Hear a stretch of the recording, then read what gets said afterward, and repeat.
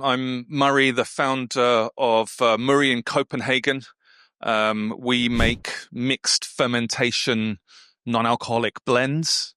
Prior to Muri, I was working various jobs, everything from picking apples in the cider industry to latterly I was working for a distillery called Empirical Spirits in Copenhagen. It was an offshoot of Noma, and it's where a lot of the DNA for Muri actually came from. So lots of different fermentation techniques, chef approaches to flavor, and this kind of approach, this crazy approach to blending that we've applied to Muri drinks. We have been going 5 years. I've just picture of the bottles there. The category that we're in is called wine alternatives, and it's what I'm going to talk to you about today. It's a category that's disrupting both dealcoholized wine and wine itself. There's some. It's obvious to everyone that dealcoholized wine, the non-alcoholic wine sector, is growing really quickly. You were just talking about how it's seeing 10% compound annual growth for the rest of the decade. But there's some real challenges that remain. And particularly in the on-trade, there's a perception that the dealcoholization process really messes up wines in non-alcoholic wines' integrity. So I know as a distiller, when you strip alcohol away from a wine, it really negatively impacts the flavor and texture. And that's a real problem for some sommeliers. I think the fact that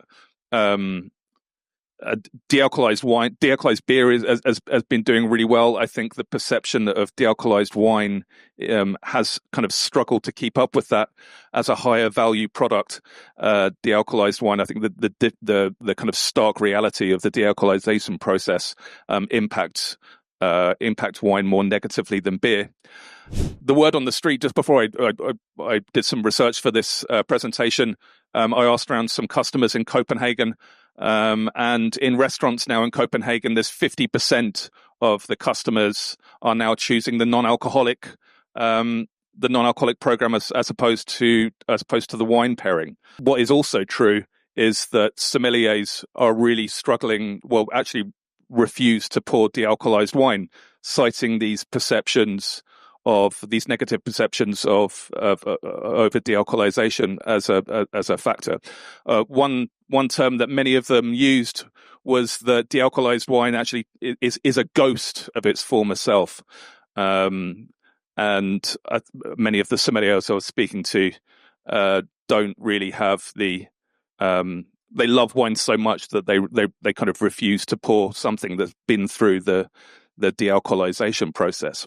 So this has kind of presented a real big opportunity for some of us, and it's an opportunity that this new wine alternative category that Muri is part of is trying to capitalize on. So it's basically it's a wine alternative is a liquid in a bottle, a wine bottle, 750 ml.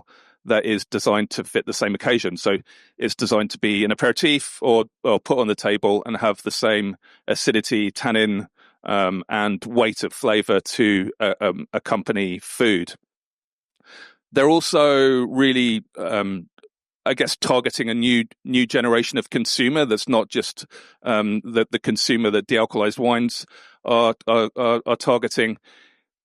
Younger generation who are moderating haven't necessarily had such a kind of troublesome relationship with wine growing up. They're not necessarily looking for a dealcoholized Chardonnay, and they're really attracted to the kind of boldness and modernity and design-led brands in this wine alternative category.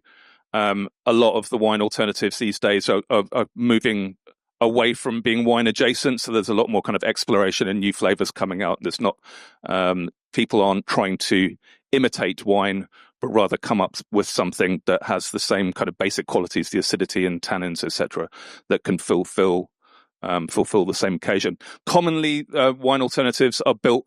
There's a load built from teas, verjus, botanicals, and fermentation is quite often a common factor, particularly kombucha. These are a few of the protagonists. It's a pretty broad category. It kind of spans from everything from kind of drinks that are quite close to wine through to stuff like ours, which is completely different and wacky. I've tried to kind of break it down into three main groups here, but it's by no means definitive. At the top, there's gastronomic companies that are inspired by restaurant pairing menus and gastronomy. Proxies in Canada and Non in Melbourne are two of the biggest companies in the category. There's us in Europe, obviously. Then there's kombucha makers, some of whom are now calling themselves Pet Nat Tea. They are really targeting the wine occasion. Amar Brewery in Spain, Unified Ferments in New York, and Busch right here in Berlin. And then you'll have seen there's a big growing category of sparkling tea. So tea is obviously great in wine alternatives because it has tannin and provides structure.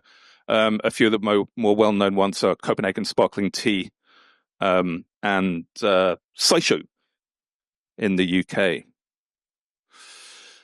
There are some real challenges to the category. It's a new category. A lot of people, including me, struggle to describe it, and that kind of consumer education part is tough as we're trying to educate people about the kind of value proposition.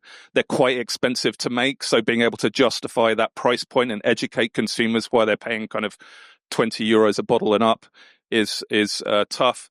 All the brands in the category are finding distribution quite hard. We're quite often tagged onto a wine distributor's portfolio as the kind of token non-alc, which is not ideal. And wine distributors themselves aren't having the best of times these days. And whilst they're trying to cut down on SKUs, we kind of feel that our category is blooming, and that has obvious tensions. The alternative to that is there's a growing number of non-alc distributors popping up around, but they're so new and nascent that they don't necessarily have the kind of on-trade relationships that we need to grow. And a big problem is the low barriers to entry. So, anyone can put anything in a $7.50 wine bottle and sell it as a wine alternative. The challenge is to really use quality ingredients. I actually just saw there was a wine alternative just popped up onto the market that was made by someone who got the recipe from ChatGPT.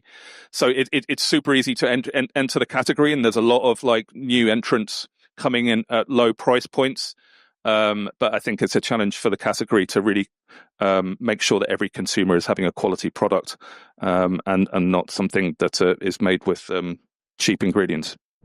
Really, I see just the opportunity for more disruption and more disruptions to the primacy of wine, particularly in the on-trade. In Copenhagen now, there's most of the restaurants are pricing the wine and the non-alc pairing menu the same, and encouraging people to go to choose between one or the other as they work their way through their evenings drinking. So having this kind of like non-binary approach to choosing drinks, we're seeing become more and more popular. And I think, that will lead to, I think the whole definition of non-alc to become redundant in future as people become more and more used to having non-alcoholic drinks and alcoholic drinks in the same menu.